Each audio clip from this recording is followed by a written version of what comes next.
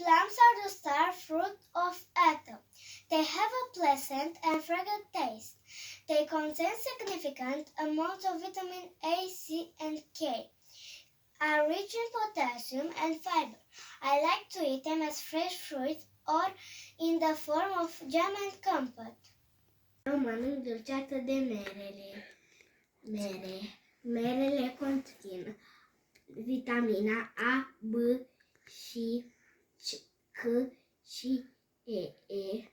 Merele mai mult se consum iarna, când organismul este mai slăbit.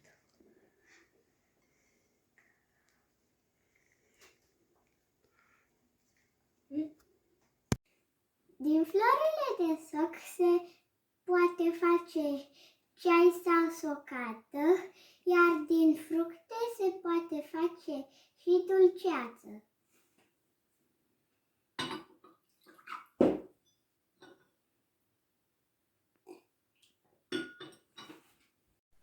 Mie îmi plac portocalele, sucul conține vitamina C și ajută pentru imunitate. Eu consum nuci pentru că împac și consum vitamine. Ele ajută la memorie și la sistemul imunitar. Din nuci mai poți face și dulceață.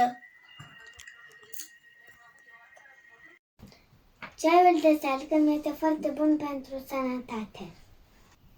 Mierea de albine este din salcâm și este bună pentru răceală.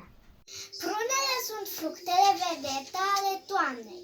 Au un gust plăcut și parfumat. Acestea conțin cantități importante din vitaminele A, C și K. Sunt bogate în potasiu și fibre. Mie îmi place să le consum drept fructe proaspete sau sub formă de gem sau compot.